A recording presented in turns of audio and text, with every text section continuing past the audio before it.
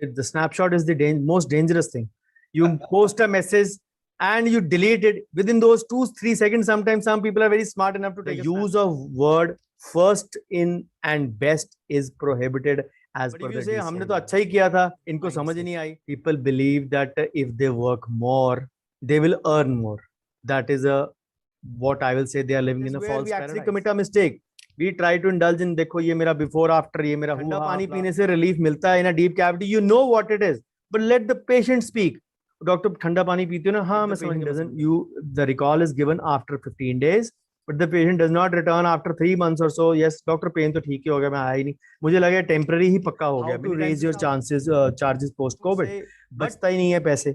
So because बचता इसलिए नहीं है because you don't charge. Being expensive is not an abuse. People take Father's Day, I am like your father, do it future. So don't pay me less, rather pay me more. Sorry sir, you are in wrong place. That is the door. The patient says sorry, I am not ready to pay the fee.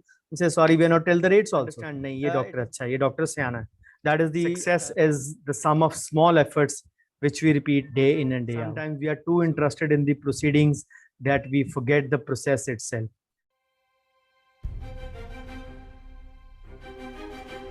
Sir, we move on to another section, that is ethics. These are also known as moral principles, like what's good or what's bad. So there should be always a framework of ethics in a professional life, because it guides and helps you, making a decision that creates an positive impact. So if you could tell us what are all basic ethics one should know in dentistry. The basic ethical principles are 5 or 6 only. The number one principle, as I earlier told, is beneficence, doing good only for the patient. The second is non-maleficence, doing no harm to the patient. The third principle is the principle of justice, that you shall treat all the patients equally, irrespective of any discrimination based on caste, creed, sex, religion, rank, portfolio, whatever. You won't discriminate. Then the fourth principle is principle of autonomy, the patient's choice after a full honest disclosure, after the full RBOs, risks, benefit and options about the treatment, and whatever the patient decides, you have to respect that. Then one of the greatest principles is principle of veracity or truth telling. You have to inform the patient if any mishap has happened. And the last principle is principle of confidentiality or fidelity, as we say. Whatever happens between you and the patient has to be kept very sacrosanct and should not be divulged over there. I'll just break out these principles a little bit for the understanding of the audience. I hope beneficence and non-maleficence are pretty much clear, and justice also is not clear. So what about the principle of veracity or truth telling? So I always say, people say, if you separate a file, you should not inform the patient. The thing is, if you don't inform the patient and the patient comes to know from a third party, that is negligence.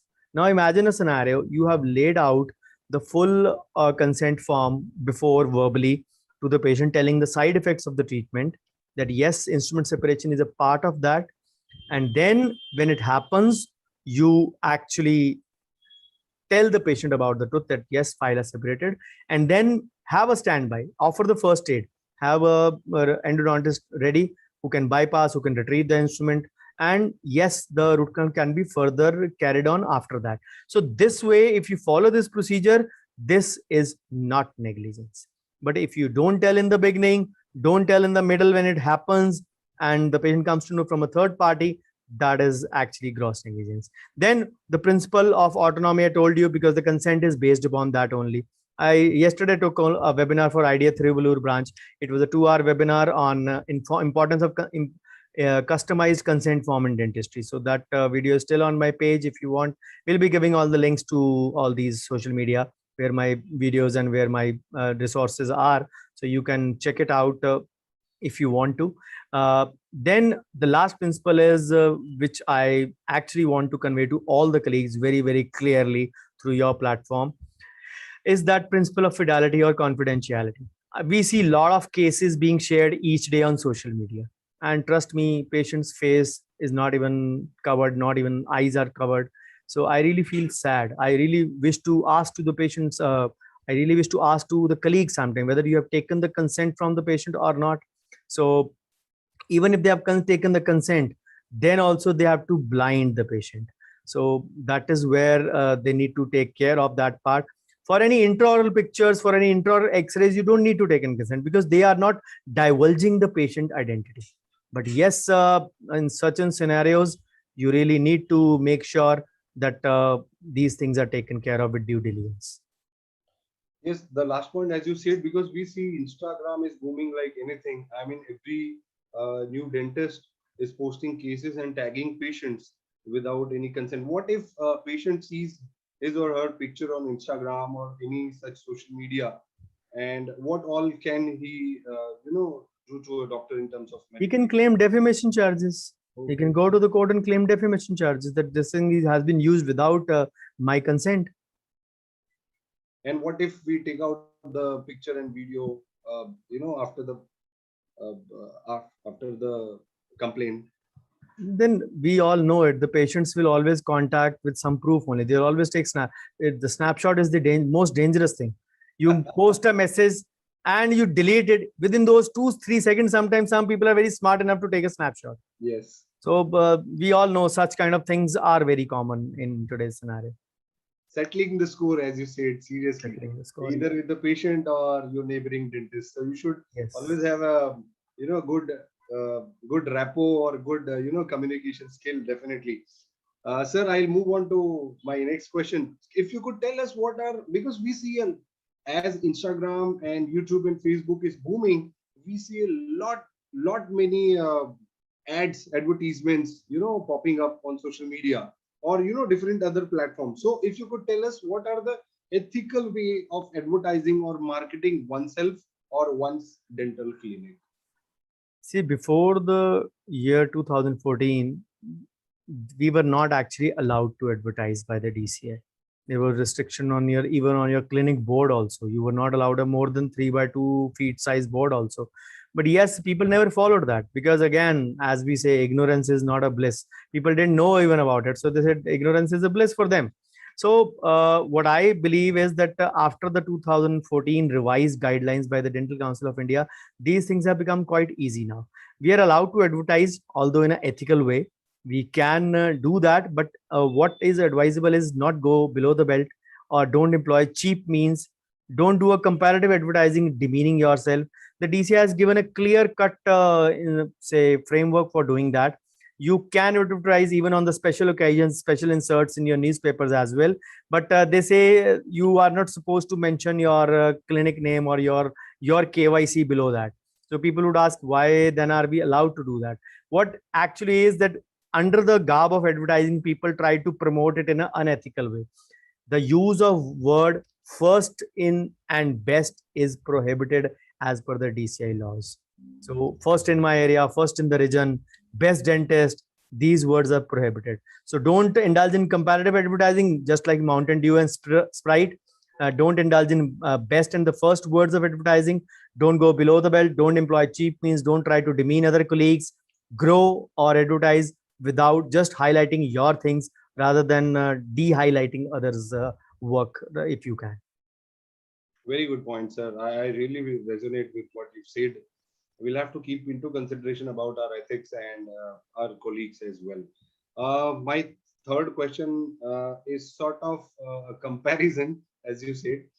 We should not compare, but in this question, I have a comparison. Two different doctors have two different approach towards a treatment. For example, a case of a tooth decay pops in a clinic. So at clinic one, a dentist advises a restoration and then wait and watch whether the tooth responds well or not. In case it does not respond well, might go for a root canal on like later stage.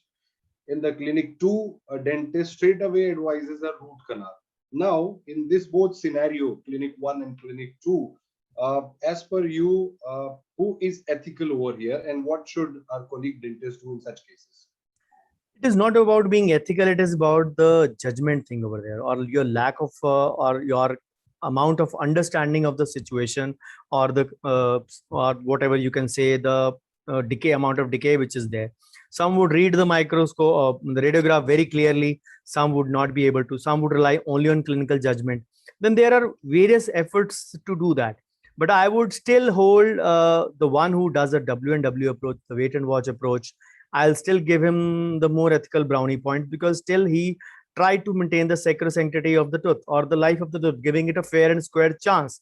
But then it is very important that you, whatever you're doing, and you're doing, of course, in the best interest of the patient, no doubt about that, that should be conveyed vehemently to the patient. Tell the patient, I'm doing all this to save your tooth from a root canal. You might experience a discomfort or a two for a couple of days. We might have a longer procedure of waiting, of watching the tooth maybe for a week or 10 days, and then maybe we can restore that tooth. So this is all to be done in good faith. But then that good faith thing is to be say conveyed to the patient very, very clearly and concisely. Because if we don't do that, we will presume that we are doing, हम तो patient के लिए अच्छा कर रहे हैं ना, patient मेरे पास इसलिए आया, I am a good doctor. We shouldn't let the patient be prone to assumption and presumption. I always say, whatever you're doing, convey it that you are doing in the best interest, and if you convey it, patients will value you. But if you say हमने तो अच्छा ही किया था, इनको समझ नहीं आई, when did you tell them that कि आपने अच्छा किया? सर इनको जजमेंट ही नहीं है, पहले ही रूट कनाल वाला दांत था, उन्होंने देखा ही नहीं है. Sometimes you are finding a swelling over here at the bottom, which might be a sign of infection also. Sometimes clinically there is still no exposure. You will still do probably try to do a IPC kind of a thing, or a sandwich kind of a thing. You might do that. You have to, that is where I said it is sometimes the lack of judgment also, not exactly the say ethical or non-ethical scenario. So you have to be very skillful and say very cautious and exercise due diligence in your approach, in your work, what you do in the practice. And once you do it in a proper way, you can't ignore all those things, and then convey the same and let the patient decide what is best for you in those terms. If the patient says, no, I'm not ready to bear the pain, please root canal kar do, main aa bhi nahi sakta dobara, then fine, go ahead with those situations. After explaining the patient very thoroughly, yes, I'm still trying it, give me some time. If there are certain constraints, like the patient is moving away or maybe going abroad or maybe some other problems where there might be, then taking a decision on other aspect would be good, where you also feel that a root canal still would have a 50-50 or maybe a 70-30 chance. So then you should, then you can go ahead in those cases. So I wouldn't say there is anyone unethical over there, but yes, the one who does a W&W approach is slightly has the edge in that aspect.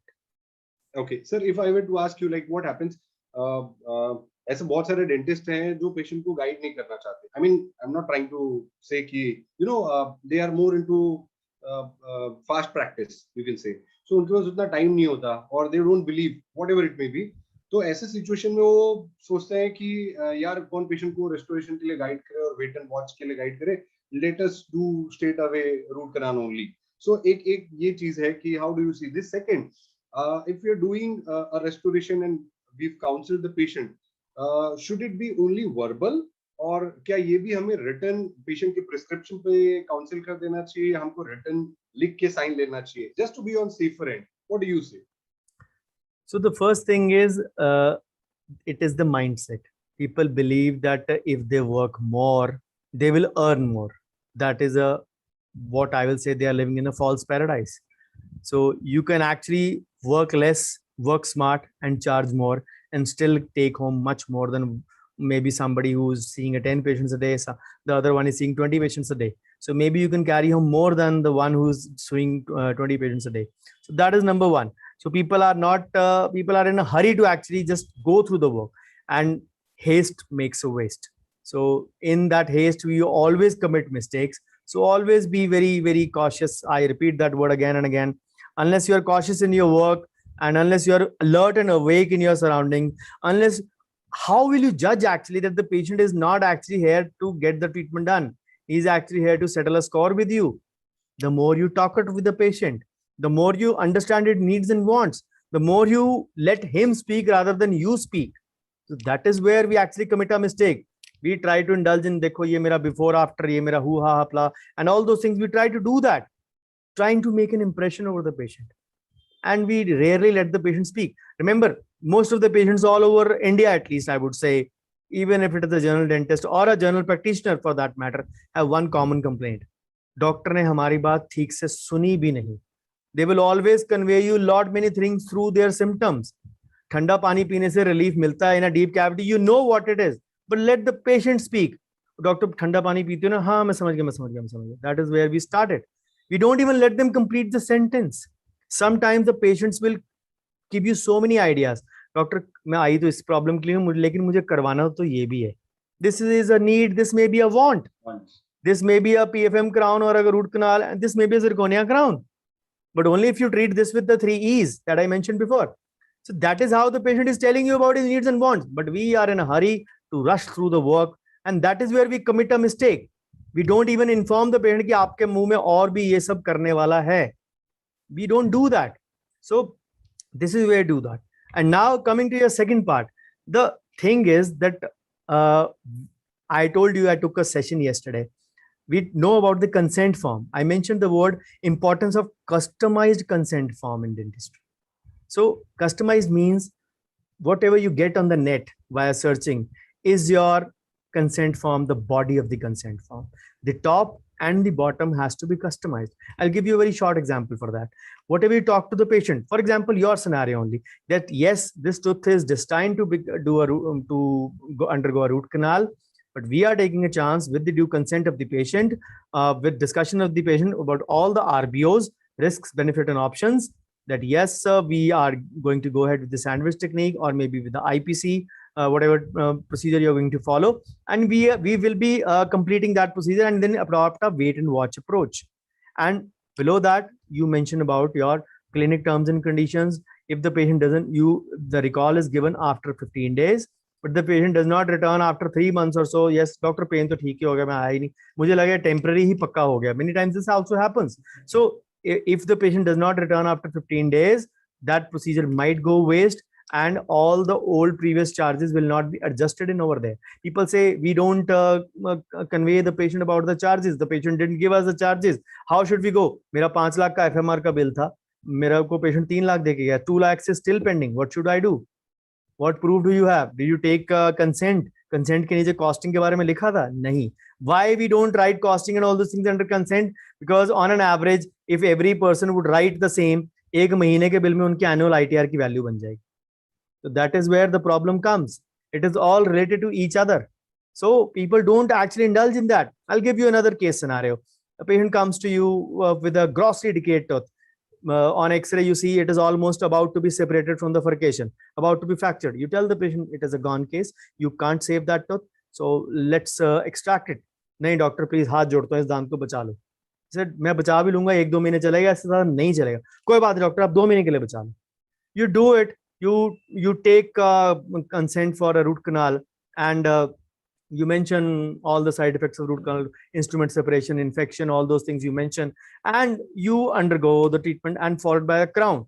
You charge about 8-10,000 rupees for that, also for the whole procedure, for example. And 2 months down the line, the tooth fractures. The patient will come to your clinic, create a hue and cry over it. Said, मैंने तो आपको बोला था, आपने ये थोड़ा ना बोला था कि 2 महीने में टूट जाएगा. Again, creating a bad blood kind of a thing, say affecting other patients sitting in the waiting, it will create a lot of situation. Now, a different scenario, third scenario. Patient comes to you, a class 1 cavity or maybe more than that, with the instrument, with the probe, you can feel it that yes, the canal chamber is open. Yes, don't bypass the X-ray. Preoperative X-ray is a must in every case. So don't take things for granted. You may be in for surprise. Life is anyways full of surprises. So you actually advise the patient that it is a fair enough case of a simple, straightforward root canal. You find also the roots on the X-ray to be straight, and you advise the patient a root canal. The patient says, "नहीं doctor, मैंने नहीं बचाना." You try your best. Ultimately, patient says, "नहीं doctor, निकाल दो." Okay, you take a consent for extraction, the normal consent which is taken, and you remove the tooth. Before going, the patient says, "Doctor, X-ray दे दो." दांत निकाल दे, आपने क्या करना? तो आप you give in good faith the X-ray to the patient. 2 months down the line, you receive the notice from the patient. I was not told about the root canal, and my tooth was removed without giving me the options of saving the tooth. You did it, but how will you prove it that you did it? आप consent निकालोगे. What is the consent contain? An extraction consent. Where is the consultation? Where is the discussion with the patient? Where is your top and the bottom? That in spite of patient being warned for all the effects of a missing tooth, and the case being a very straightforward, simple case of saving via root canal, the patient opted for extraction. Where is that? Nowhere. So who is to blame? No one except you. How will you justify yourself? And now, who tell me whether the dentist is at fault or not? No. But will he be able to prove it in the court? No. He will have to pay damages? Yes. I thought he's at fault because he's not taken a. No, that way he's at fault. But he will say, I have taken the consent. Right. But what I'm saying is the importance of customized consent. Yes. That is where these all examples were all about. Absolutely. I hope I'm able to make my point clear. Yes, definitely, sir. Okay, I have a situation. Now, what happens before COVID? बहुत सारे ऐसे clinics पे बहुत सारे ऐसे cases थे जो चल रहे थे. Lot many full mouth rehab, root canals, whatever. So उसमें patient ने तब partial या full payment करा हुआ है. And then all of a sudden the COVID का first wave या second wave आया. And then patient they disappeared. Doctors ने भी बहुत सारे time तक clinic बंद रखा. अभी as and when the clinics are opening, either patients are coming with pain or halfway treated tooth or dislodged restorations, और अभी उनको ऐसा है कि डेंटिस्ट को वो ट्रीटमेंट रिपीट करना पड़ रहा है. सो नाउ डेंटिस्ट थोड़ा एक स्टेप पीछे हट रहे हैं कहीं कहीं पे, because there is a financial cost attached to it, which patient sometimes वो अग्री होते हैं, समटाइम्स अग्री नहीं भी होते हैं. So now see the pandemic is nobody's fault, not the doctor, not the patients. So the doctor is ready to treat, but there is a cost which a patient usually does not agree. So what to do in such cases? ऐसे cases में क्या करना चाहिए? Patient को कैसे convey करें ये सारे scenarios में about the charges, about the treatment? See, if the patient is actually understanding, or if the patient has a good faith on the dentist, he will understand it very clear that yes, it was nobody's fault, but yes, certain things have been occurring because the work was not done fully or could not be done fully because of the pandemic. So most of the time they would understand. But if they say, doctor, if it is not your fault, it is not my fault also that the pandemic occurred. So I would suggest a win-win situation for both. Bear the cost 50-50. So especially for those cases, it will be easy road, because even they would not feel hurt, and you would also not at least recover your some cost, if not all costs. So the patient would also not feel cheated for the amount of work that you are actually undergoing for repeat work. Then there is another situation, what you're mentioning. There are certain charges which have gone up post-COVID, especially with the cost of gloves, PPE, and all the other things, sanitization measures. Our indirect costs or our maintenance costs have gone quite considerably up. So is it wise enough to raise charges? Yes, it is wise enough to raise charges. I gave a formula for that last year also. It was a 5 series article published. I took a lot of webinars also on the same, how to raise your charges post COVID. But for those treatments which are going to start afresh, for those treatments which are midway, for those who you have committed as per your consent, also as per your commitment to the patient, also via old charges, fulfill your commitment at those charges only. You may earn a tad less, but then it is all about professional commitment. Let the patient know. Again, communication is the key. Let the patient know, because of these scenario, you all know all these raised costs. We are actually encountering raise in the fees. So whenever you get a treatment done, next time you'll have to pay enhanced charges. But since I've committed, I'm completing your old treatment in the same charges. And for the work which has been damaged because of nobody's fault, we will do it at 50-50 cost. So that should be the mantra, I guess, in which everybody should feel comfortable and be in a win-win situation. Yeah, 50-50 is really a win-win situation. Definitely, we will have to understand, what the patients, even the patients are going through during this uncertain times. Very rightly said, sir. I move on to my next section, that is finance, management of money. Doctors are bad in finances. Usually, we are bad financial managers. Earning, spending, or bacha kitna is all we understand. I'm sure it includes investing, borrowing, lending, budgeting, saving, and forecasting many things. Dr. Ahuja sir, as I said, you are ocean.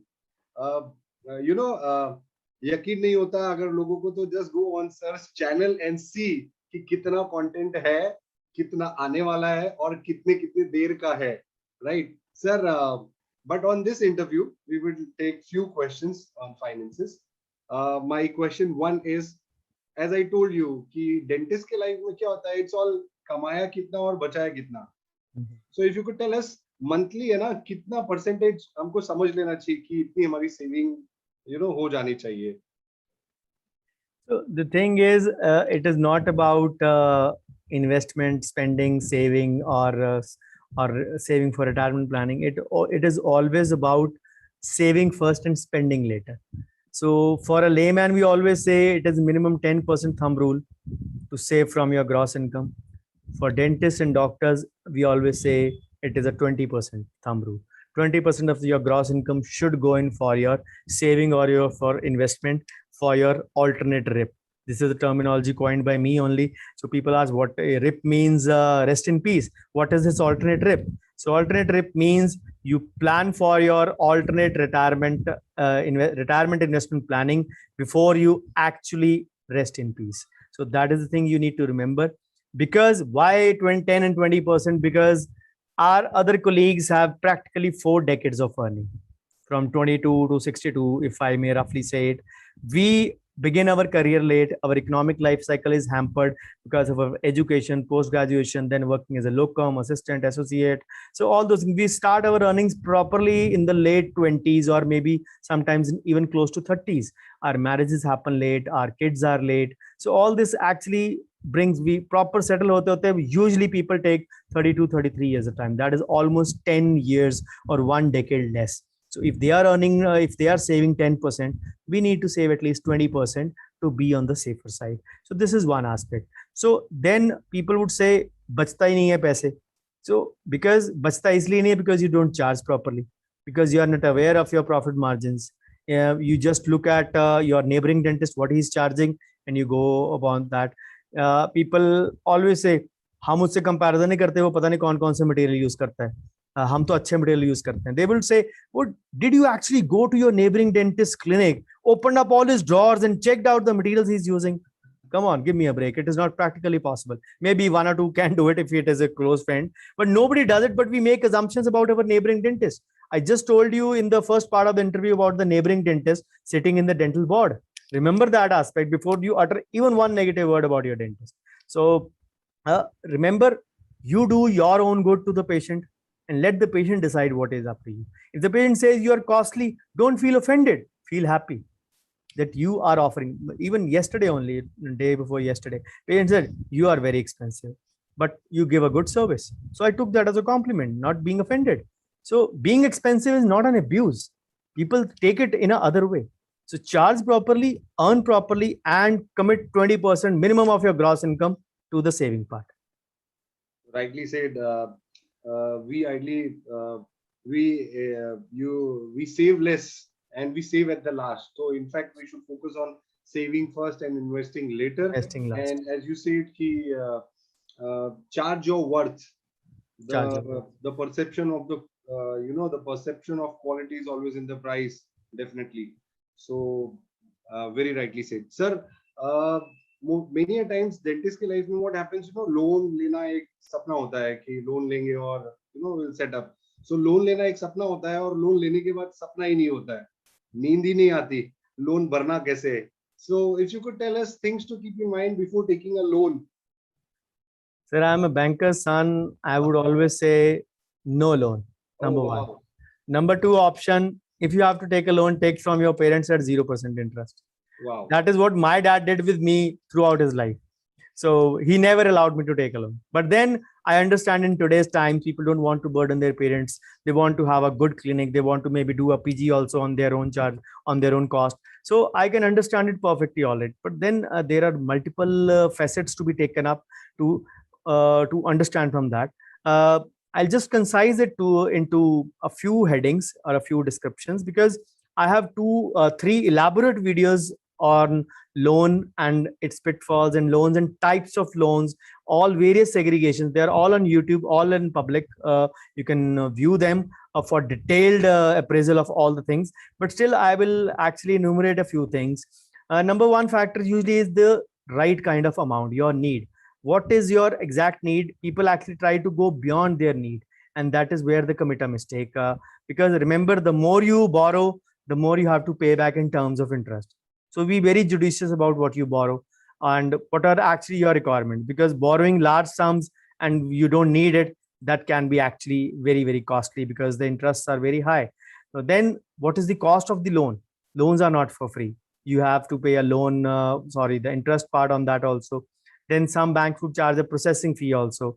And then always take out or calculate. Some banks will charge a flat fee, some will charge a percentage of the total amount. It can vary. And people actually just look at the loan percentage. Don't look at that. Actually, is that you should look at the APR, the annual percentage rate. It is ask the bank what is the APR, because APR is the real cost of the loan, which would include the interest cost, the interest rate, whatever it is, the processing fee, the origination cost, which we sometimes also call the loan application fee, and sometimes the foreclosure charges as well. So there is a APR formula I've given in that videos also, that fees plus interest divided by principal divided by number of years into 365 into 100 is usually the APR we arrive at. And if your interest rate is mentioned at 7%, your APR would be close to 8.5%. And then some banks are giving it on floating rate. Some are say linking it with the MCLR or the repo rate also. So accordingly, those things. Then one of the most important third criteria I would say is the tenure part. What is the time duration of the loan? If you have actually taken care of to assess that what exactly is there. Short-term loans can be from 6 to 18 months, something above 3 years, or maybe beyond can be considered as a long-term loan. So think about those parts. What is the total amount of say which is owed to the bank? Then the documentation part is very sometimes a tedious one. You have to literally fill in a lot of paperwork, and always say apart from your KYC, there are many things which are needed. Banks will ask you for last 3 years, say audited returns, or maybe your balance sheet, your profit and loss account, your ITRs, your current turnover, maybe sometimes multiple other documents as well. Some will need your bank statement also. Some would need the invoice of the machinery if you want to buy for your clinic. So then all these things actually, if you look at them, will make the whole process very complicated. People just look at the number of percentage ki itne interest pe loan mil raha to le lo. This is not the only thing. We need to realize there are a lot many factors going on. As I said, there are 3 sessions of 2 hours each on YouTube. You can visit the channel and actually get benefited from there. Right. Sir, I have a very parallel question to this. Like we youngsters, ऐसा होता है कि we get tempted, you know, looking at somebody else's practice. Like हमारा कोई neighboring dentist है जिसने अभी नया एकदम swanky dental setup डाला है और बहुत invest किया है. फिर उसके बाद you know हम वो feeling होने लगते हैं कि अब इसका clinic ज़्यादा चलेगा कि जिसने बड़ा खर्चा कर दिया है. And we feel like you know वो pressure में हम लोग है ना कभी-कभी loan ले लेते हैं या borrow कर लेते हैं और हम भी अपना सेटअप है ना बहुत पॉश बनाने की कोशिश करते हैं. So that takes a lot of money. My question to you is क्या ऐसा करना चाहिए या नहीं करना चाहिए? और कभी-कभी हमारे पास पैसे होते हैं तो हमारे दिमाग में आता है कि लाइक हमें ये ऐसा सेटअप बना लेना चाहिए. सो क्या हमें बनाना चाहिए या हमें सेव करना चाहिए और इन्वेस्ट करना चाहिए और ग्रेजुअली जाना चाहिए? What is your advice? The only thing is we have to understand firstly, before opening up the clinic, what is our area of population like?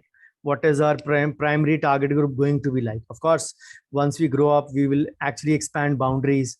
But then we need to understand that if your primary target group is a 9 to 5 population, that is a salaried class primarily. So what is their pay? How good pay masters are they? So I have written a book on this also, how to open up your clinic or never open up your new clinic in a rush. Even that is available in short video forms on the YouTube channel as well. So for the newer people, what all factors they need to take care of in that part. But yes, you need to understand that if your EMI, whatever loan you want to take, whatever kind of swanky things you're going to take, you still have a percentage of whatever amount you're earning in a month. For example, if your earnings are 2 lakhs gross in a month, gross means total collection, your EMI should never cross 35 to 40%. And that is the upper limit. It should be much beyond that. So somebody who is having 2 lakh gross incomes, his EMI should never be more than 80,000 for that matter in that setup. And I usually believe it should not be crossing 25 to 30, but then 35 to 40 out of the gross is the upper limit that one should be looking at, because then you have to cut along huge corners from your cost of living, maybe in your daily day by day working of dentistry. you have to actually take care of those aspects. So if you are not doing that, you are actually, if you're going stretching it beyond that, you are actually digging again a grave for yourself and a vicious cycle of loans which you will never come out. So always be very choosy, always be very judicious when you are going to pick that, because that is the one reason I mentioned. Your need may be actually less, but your greed may be higher to pick up this also, that also. People need to understand what is the revenue coming from. If you are a periodontist, for example, your primary source of income may be from a crown and bridge. If that is from crown and bridge, then you don't need to invest in a piezoelectric or a ultrasonic unit, not for the scaling, but for the surgical part I'm talking about. Then you might think of say investing in a digital scanner, which can actually make your impression taking easier. Just to give you an example, what is your revenue being primarily coming from? That should be your source of investment primarily, and not any other thing. Right. Need and no greed. Yeah. Rightly said. Sir, should we consider buying or renting a practice? What do you say? Again, the analysis has to be on the based on what tier of city you are, tier 1, 2, 3. And if somebody say ki clinic, obviously we run clinic for usually 25 to 30 years. If I talk of the normal age of the dentist, yes, many can go beyond that also. But to make an initial analysis, what is the rent being paid? What is the slab in that to raise annually? Maybe 10% raise after 3 years, maybe 10 years, 5% raise every year. What is the amount that you'll be paying for the next 10, 15 years? And what would be your total cost of the property if you're going to buy? So you have to make a say comparison vis-a-vis that, because the maintenance cost would be almost the same in both the cases, whether it is your own practice or whether it is a rented one. An internal renovation kind of a thing would rather be more in your own property. Sometimes you will still be very cautious sometimes doing certain things in a rented property. कि नहीं चल रहा है, किसी की property permission लेनी पड़ेगी, वो नखरा करता है, तो why do we do that? So but then internal marketing or renovation, all those things are very important in such regards. So you need to be very cautious in such things, but make a calculation based on 10 to 15 years of sum. If the investment goes out to be bigger, then accordingly you can decide whether to rent or to own. Sir, what are the financial tips for newcomers? There are a lot of tips for newcomers, because I would always say start with the professional indemnity policy. Always have a term insurance plan. Always have a medical insurance policy. There is no better proof than COVID to actually go about that task.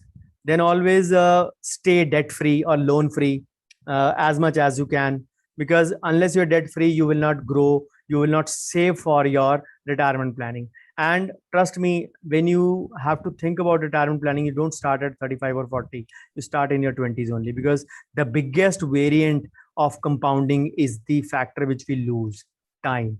Nobody actually teaches us that, but if you lose out on time, nothing can recover it back. Even a higher amount cannot compensate for that. Even if you pump in a higher amount at a later age, sometimes cannot compensate for that. And lastly, I would say have an emergency fund, uh, at least 6 months of your gross expenses, 6 months of your clinic expenses and personal expenses, or 3 months of your gross income, whichever is higher. You can keep that as an emergency fund. Again, nothing better than COVID to actually tell us when everything was shut down and people were itching to get back to clinic, even after 3 months or 3 weeks of the first lockdown only, by 15th of April 2020. So you need to keep these few things in account, and all these things are covered under various headings under my YouTube channel. So there are, as of today, there are 309 videos on my channel, and trust me, my first video was made on 25th March 2020. So just close to 1 year and 3 months. And why I didn't do it before that, because I'm a very camera shy person. You might not feel it. The camera hates me, and I hate it doubly back. But yes, for the webinar purpose, for the larger interest of the community, I'm doing it. As in things get normal in the offline mode, I'll be very less visible. But yes, I've created a huge amount of content which will be there always, and that is a kind of a ready reckoner for everyone, for medical, legal, practice management, or even for finance. How amazing is that? Okay, sir, I have following situations. So how do you respond, or ideally, how should we respond to such situation? first situation. For anybody, any patient who asks you discount. My clinic fundamental says we don't give discount to any patients. Out of regard, I may reduce anything out of my personal wish or will, but otherwise, if somebody asks for discount, we say we are fixed. And for that, I always prior inform the patient about the charges. Yes, and I always would like to make sure that my estimates are correct. If it is a deep filling, I would, and I'm planning to do a IPC or a sandwich technique, I will convey the patient both the charges. Not that nahi ye filling ke alag the, base ke alag the, IPC ke alag the. We won't do that sometimes. So convey the full charges. Sometimes in the fear of losing the patients, we don't do that and then create a problem. But yes, the discount thing comes only into picture if we are not conveying it beforehand. My clinic policy says no discounts for anyone except to whom I want to or whom I desire to give. Okay, the patient who bargains. The patients will never bargain because I mentioned that my things are conveyed beforehand. Then we have a written consent system in which the costing is mentioned. It is signed by 4 people, 2 witnesses and the patient and the doctor. So we need to understand, the patient knows that I have signed on, I have agreed upon the same thing. The ICF or the informed consent means one thing, which the law also says, both of us, patient and the doctor, agreed upon the same thing in the same sense. So that would mean that I have say agreed to treat you for this treatment for this amount. You have agreed to got this treatment done from me at this amount. So where does the question of bargaining come? Still, we can face 5 to 10% of bargaining people who will try out of their Indian mentality to actually push in something. Maybe if it works, but if you are stern on something, the patient day before yesterday, I told you an example who told me you are very costly. He tried his level bit. To dekho kal Father's Day, I am like your father, do it. If you are like my father, you will never want your son to go into a negative mode or earnings going into red. So you understand that you should be actually more willing to care about your son's future. So don't pay me less, rather pay me more. So the patient had no answer. So he ultimately paid me the amount that I wanted. But yes, before going, he said, you are very costly, although you have a good service. I told him, thank you, sir. I take that as a compliment. He just laughed it off. So that is the thing. Very nice. How do you respond to anybody, either it be a patient or a doctor who badmouths other doctor? See, when these things happen in clinic, that is the reason I say don't be so bogged down in your work here. You're not alert and awake in your surroundings. The patient comes, like the Chandigarh Ambala example I gave you for the 56,000 case in the beginning. The patient comes, you're too busy, you don't even bother to take the consent, you won't even bother to ask the patient what is he in air for. We don't do such thing. We ask the patients, what is the problem? I had this treatment, this thing was destroyed by another thing. Said, what do you want now? Yeah, some patients are very vocal. They say, I want you check it out and write me that this thing has been committed wrongly. I politely say, sorry, sir, you are in wrong place. That is the door. I don't write in written against my colleagues. Said, doctor, jo hua, mere is daan ko theek karke do mujhe bas. So I have been referred to you by someone. I want you. So my first thing to them is, yes, I agree to treat you. The formalities, yes, we'll do it. The consent part and all those things, we'll do it. But we shall not discuss the past. You will not discuss. And many a times I've treated such cases where I even don't know the name of the treating doctor.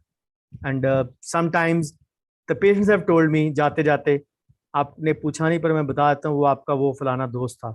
Sometimes people know you are friends on Facebook and all those things. They can make it out. आपका वो Facebook वाला friend था वो. You come to know about it. But then I'm not interested in knowing that because that is not important to me. What is important to me is that I treat the patient and correct the patient, and I'm not interested in writing against a colleague. The again reason, dentist का सबसे बड़ा सगा है. Yes. How do you deal with window shoppers? I know, I mean, we dentists, we complain more of window shoppers. भाव खाली बता दो, फिर हम decide करेंगे. How do you I always say them.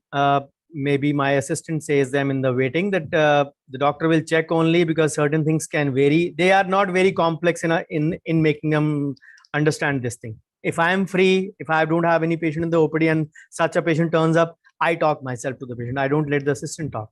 But if I am busy working, the assistant talks. So there's a doctor साहब देख के बताएंगे एक फिलिंग 800 में भी हो सकती है, 2000 में भी हो सकती है. That is the way he says it. So he actually tries to journalize the thing.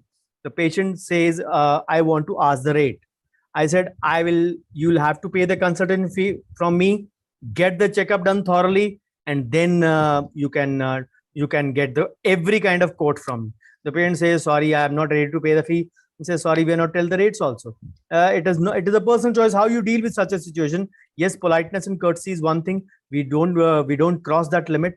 But if the patient says after paying the consultation fee, wants to ask the pricing of all the treatments other than the one he showed for example, he showed us for a cavity, maybe for a root canal, for maybe for a crown. He wants to ask for surgical part and extraction, third molar, and all those things. We even divulge that once he has paid the fees. So it is for them to make a judgment whether we in going to do into that or not. At this point of time, because of my background in writing that book also and my clinical experience also, I try actually to make sure that the patient's consultation is attended to in a good manner. And I always believe कोई भी नई consultation जो आती है वो मेरी third consultation है. The first consultation is the patient's original doctor.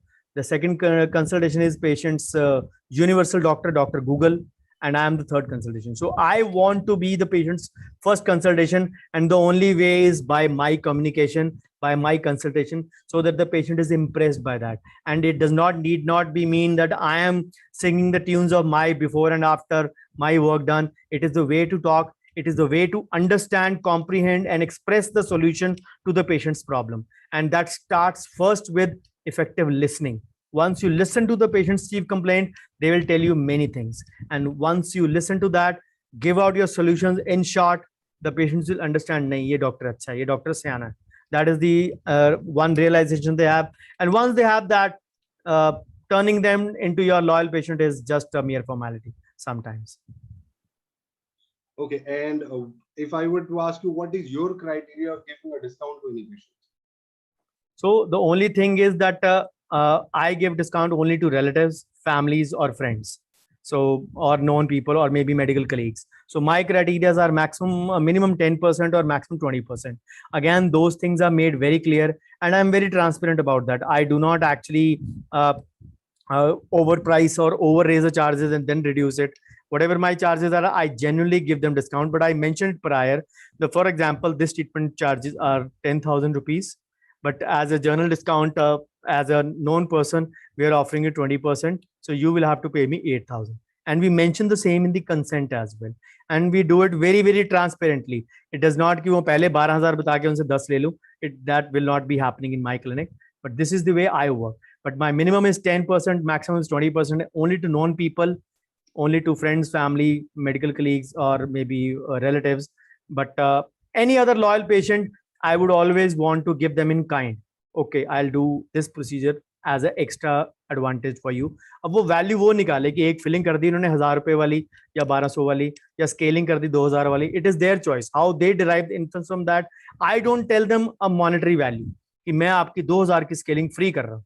I don't do that sometimes. So I just tell them, okay, you are my loyal patient. I'll give you something in kind. I never reduce them in cash. Oh, amazing. Sir, before we let you go, I would want you to share your message and thoughts on our mission of motivating, encouraging through this channel, Wise Dentist. Okay. What I would advise youngsters is that you need to understand that success is the sum of small efforts which we repeat day in and day out. So always learn to keep yourself engaged in that process. And I have a quote for that also. I would say sometimes we are too interested in the proceedings that we forget the process itself. So keep yourself engaged in that process of learning and reap the benefits of compound interest in your life always. Because then the one quote that I always quote from Martin Luther King Jr. is that if you can't fly, then run. If you can't run, then walk. If you can't walk, then crawl. But whatever you do, you have to do is to keep moving forward. Because once you stop in a place, you stay stagnant. That is the actually way that ways you are going down in life sooner or later. So remember that saying always. and always keep learning whenever you are free. Don't waste your time in stupid social media. Always keep learning. Life is sometimes too short to learn all the things in one life and apply them also. So keep applying, keep learning, and obviously success would be yours. But then, having said that, don't be impatient about success, because patience, perseverance, and persistence are the hallmarks of a good and a successful dentist. Thank you. Thank you so much. Thank you so much, sir. The time and the knowledge you've given today at this session is enormous. I must really say this implies a lot. Thank you so much from the behalf of Wise Dentist community and from behalf of all the listeners, those who are going to listen this in future, and they are for sure going to get profit, not many profit of this video. We wish to welcome you again. Thank you so much. Thanks a ton. You promptly said yes, and you're there for our community and our colleagues. Thanks a ton, dog. Thank you. Pleasure is all mine. All mine.